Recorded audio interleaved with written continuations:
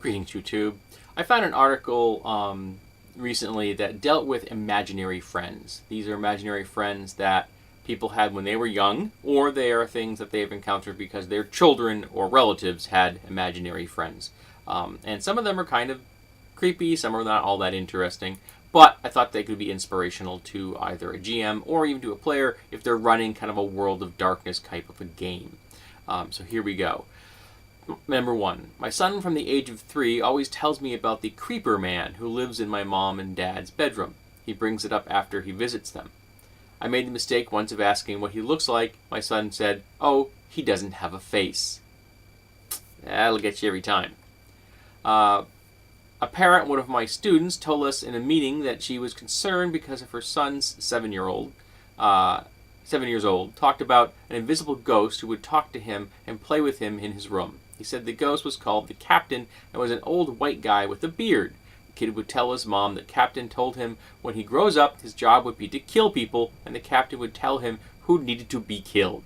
The kid would cry and say he doesn't want to kill people when he grows up. The Captain tells him he doesn't have a choice and he'll get used to killing after a while. That's creepy. When my daughter was three, she had an imaginary friend named Kelly who lived in her closet. Kelly sat in a little rocking chair while she slept, playing with her, etc. Typical imaginary friend shit.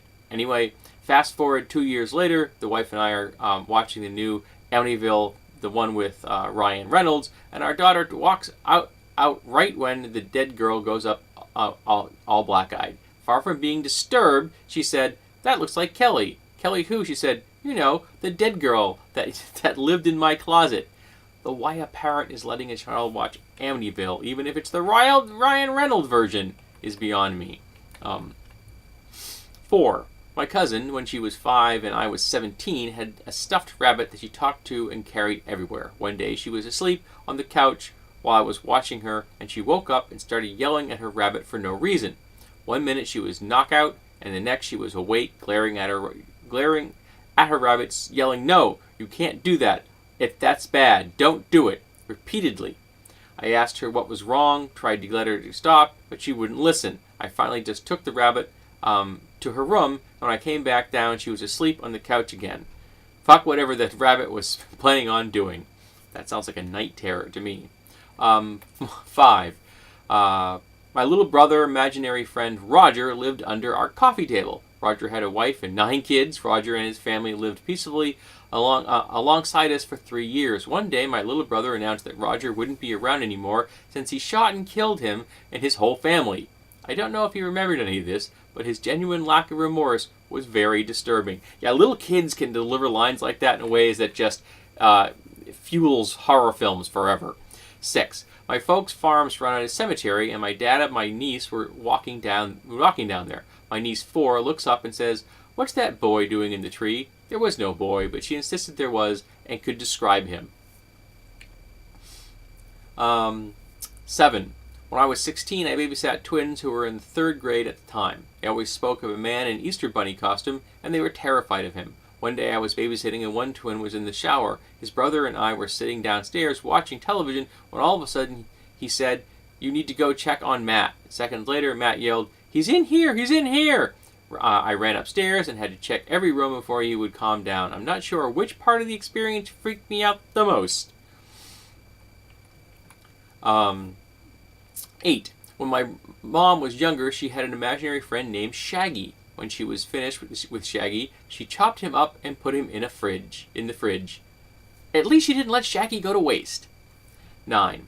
When my brother was just learning how to talk, he grabbed one of those small toy hammers and crawled onto the sofa where my dad was sleeping. He then leant in close and whispered one of his first sentences, "Smash Daddy's head," right into his ear. That's just beautiful. I wonder if one of the family members taught him to do that.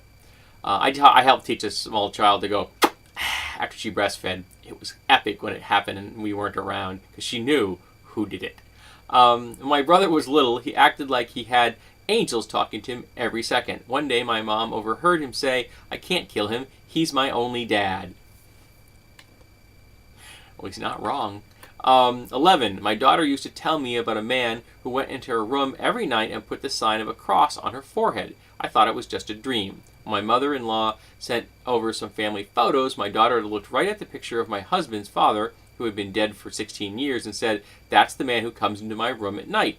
My husband later told me his father would always go do the sign of the cross on his forehead when he was young.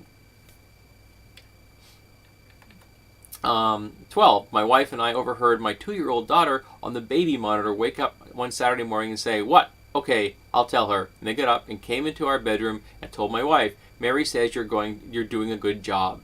Mary was her grandmother, she was extremely close to, that had passed away. Well, it's good that Mary was still being positively affirming her daughter. Very refreshing.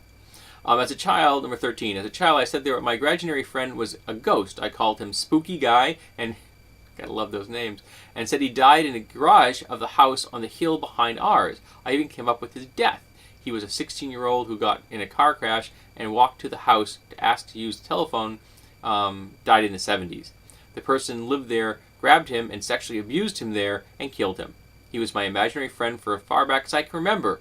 This scared my mom so much that she tried to look up records to see all of this happen and got me a therapist. Potentially not a bad idea in that case.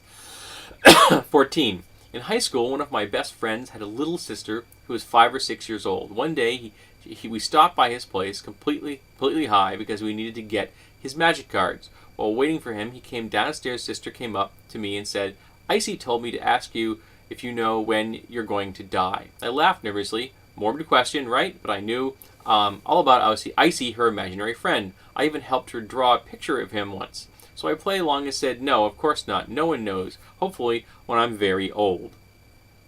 The little girl shook her head sadly and said, "No, Icy wants me to tell you it'll be tonight." And with that, she just walked away. I get a feeling maybe the kid was just screwing with them. 15. I was 17 and babysitting a friend of the family, 6-year-old. He'd been in bed a couple of hours, and I just peeked in to check on him. He wasn't in the bed. When I opened the door wider, I saw he was standing in the corner, facing the wall. Creepiest thing I ever saw. I asked him what he was doing, and all he did was turn around and smile and put his finger to his lips and say, "Shh." I asked him again what he's doing, and all he said was, "Leave us. It is the punishment." Which is creepy, but also potentially telling about the family structure. 16. My grandfather had a camp on Lake Deering in New Hampshire. Yay, New Hampshire! When I was a kid, one day when I was 6 or so, I fell off the dock and into the water. I couldn't swim. While under, I distinctly remember seeing a little girl down there who told me to look up towards the sun and keep kicking, and I'd be fine. I swam to the surface just in time for my grandfather to swoop me up and pull me back on the dock.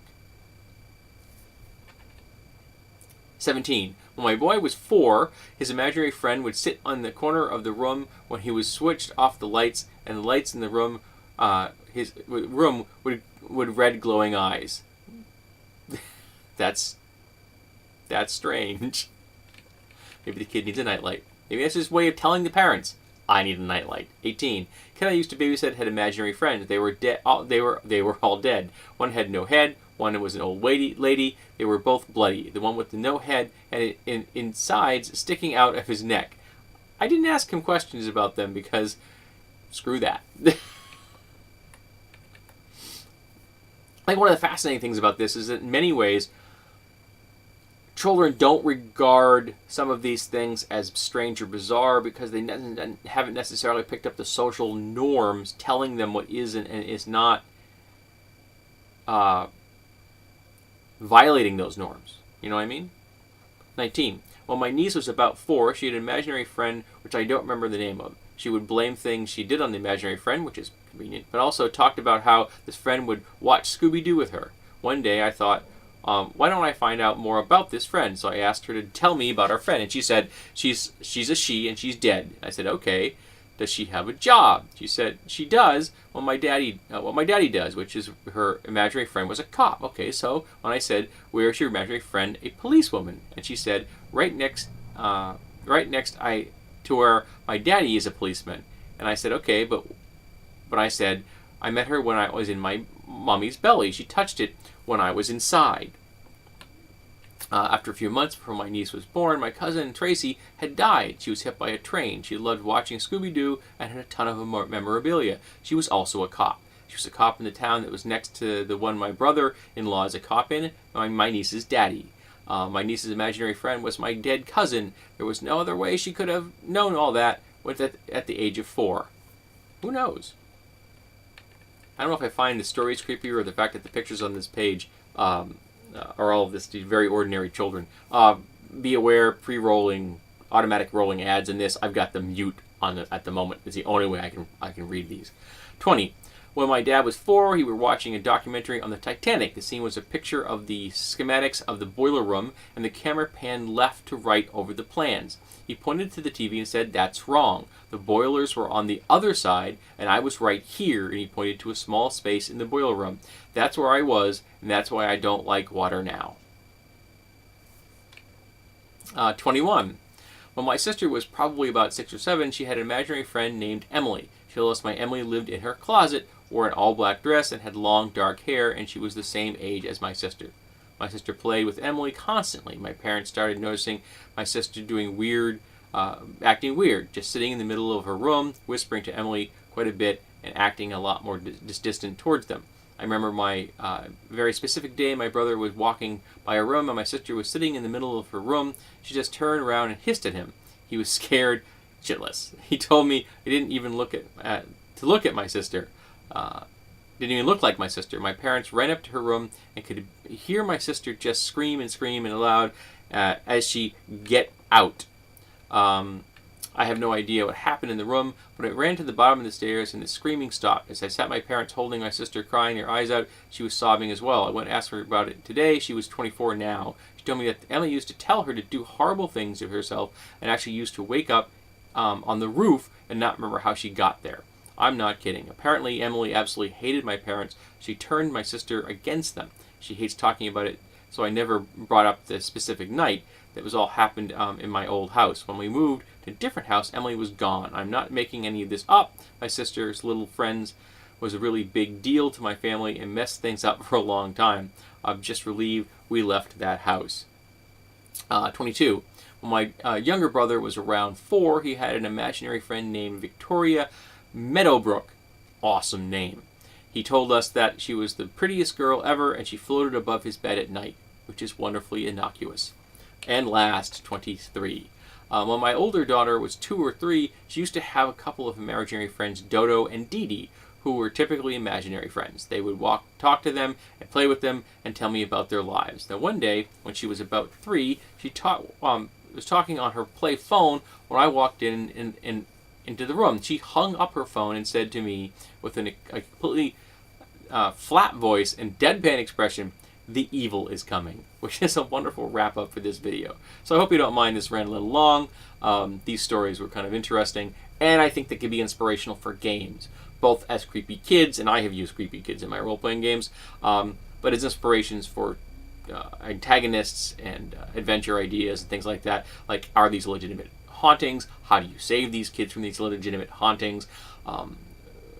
Are these hints from beyond the grave that something's happened in the house? Who was involved in that happening? So you can use these as distinct and deep story inspirations if you want to, or you could just take them as something imaginary kids and friends that kids have.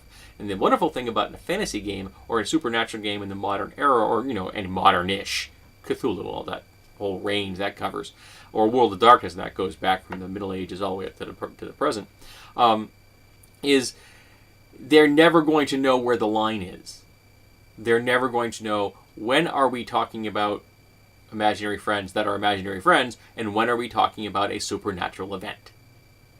And that gray zone is what can inspire endless fun, or at least for the GM.